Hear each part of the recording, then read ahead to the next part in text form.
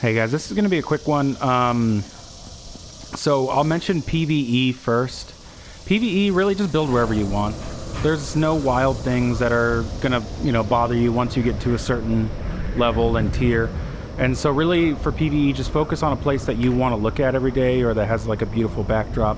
Now for PvP, that's where you really got to take it into consideration. So, firstly, I'm not going to show you specific locations. I have like 4 locations that I like a lot. I haven't been able to build in any of those locations because they're either taken or there's like a base too close. But in regards to like the concept, particularly I like places, and I was kind of trying to find one when I first moved to the server I'm on now, where not where it has like this steep incline underwater, but where like there's kind of like low laying water, because like as you can see, once you hit the water, it takes you off of your flying trinket. And so when someone's raiding your base right now, like it doesn't matter how they're doing it, they're going to be flying to some degree, either to get in or out, or at least you want to force them to fly, because that's going to consume mana, and then amongst other things. And they're also going to be consuming mana, regardless of if they're flying or not. They have to, because to use destruction spells or to heal themselves, because they're going to be taking damage from turrets and from your arcane, your warding obelisk, or your obelisk of protection. So those factors you want to try to build in a location that's going to help your cause. And having, like if someone needs to break away from the raid so that they can get their health back up or get their mana back up, you want to make that difficult. So that's why if you can find a place, and I don't want to, there are a couple of really good places for this, but you want to find a place that is kind of this level of like underwater ground, but stretched out, not that deep like that. You don't want to build really deep underwater. And you can't build magical structures underwater, by the way, but you can build like the foundation of your base on something like this. And then when someone needs to take a break, they have to actually go to land, go like on land in order to take a mana or a health break from the constant damage. And so that right there is a really good way to defend. Also, in this game, I just killed myself. In this game, you want to try to have kind of like a flat surface around the corners of your base, because you don't want to give people a safe spot to hide behind to regenerate their health or mana that's really close to your base, because you want them to have to completely break off from raiding your base in order to restore those assets, the health and mana. So you would want to look for something like, you can find something anywhere, but you would want to look for something that's like kind of flat. Like that wouldn't be good, because like let's say you built on this and part of your base is hanging over this, that wouldn't be too good, because you'd have line of sight issues. But let me see if I can find something around here. And you just have to be use a little bit of imagination, and you can build anywhere you'd like. Maybe if you had a small base here, but the only thing is that, obviously they would be able to break off and go right over here and not get hit. So, but just the idea that it's flat like that, they wouldn't be able to really use the terrain to their advantage, and that's kind of what you want to do.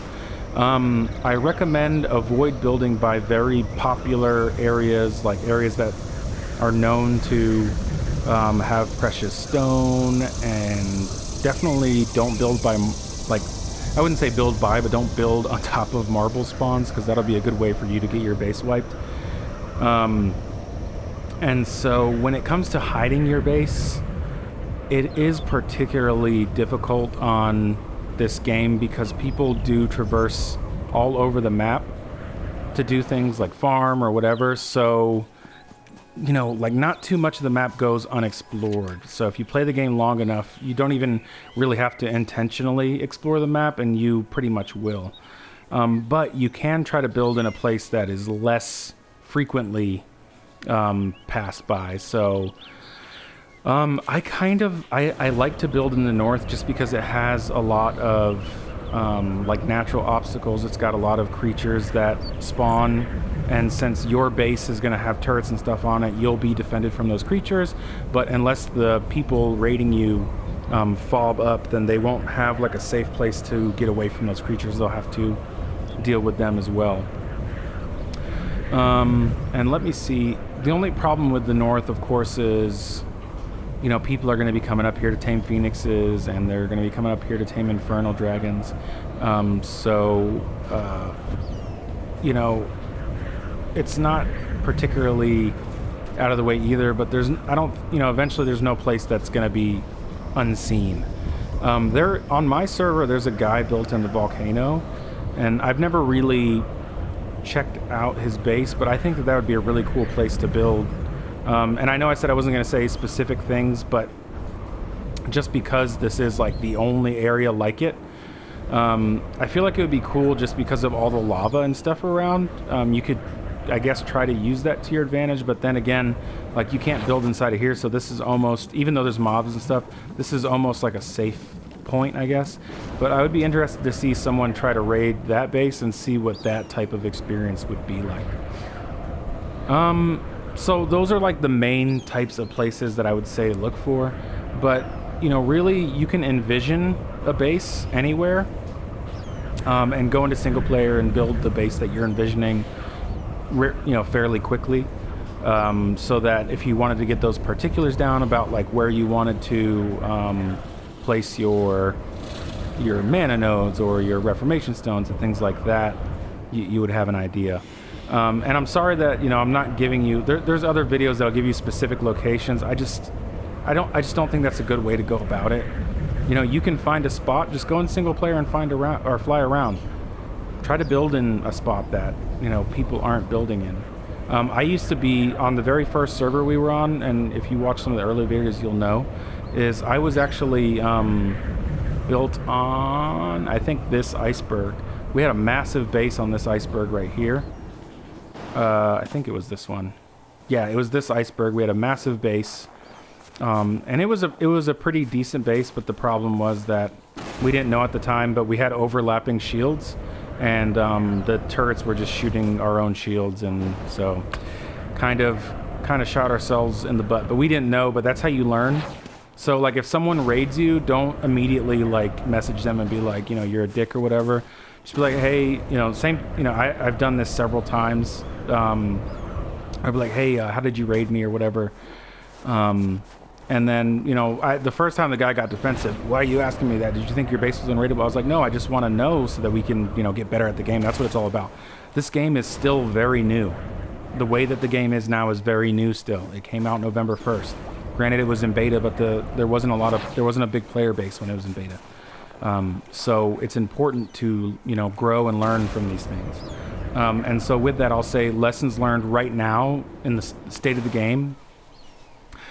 Turrets are good, but having a lot of reformation stones is as important, if not something that will save your base more so than turrets will. Just because, like, on, you know, if there's a couple, you know, a few guys hitting your base or gals, the reformation stones can really make it difficult for them to try to raid your base. So that reformation stones are like a huge thing. Large mana generators are amazing. They're so much better than the regular mana generators. They have twice the capacity, plus they're 25% more efficient with the rune crystals you put in them. So they're essentially, for the one generator, you get two and a half regular mana generators.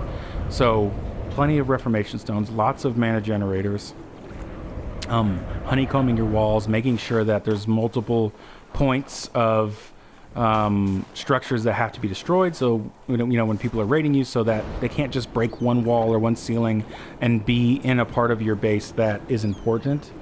And that's how the last base was that I built. There was no single point of entry into the base. If you broke through any outer portion, you still had to continue breaking through things before you got to anywhere important. And then, of course, attempting to hide your throne, or, you know, to your best ability, protecting your throne, because that's really what's important. Because, you know, they can start destroying stuff all around your base, but until your throne is gone, the base is still yours. And, you know, it's possible for people to run out of siege spells before they break in, or they break your throne. So those are the main things. Of course, turrets, just so that you have that kind of constant damage going.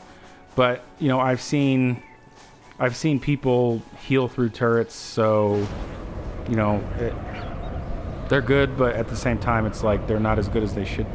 Well, I don't want to say they should be, but honestly, you shouldn't be able to stand there and heal through like, I don't know, 10 turrets hitting you or something to that nature. But we'll see how that goes. But anyway, guys, that's just a general idea. Use the terrain to your advantage. And if you have questions, ask below. As always, please like, please subscribe. And until next time.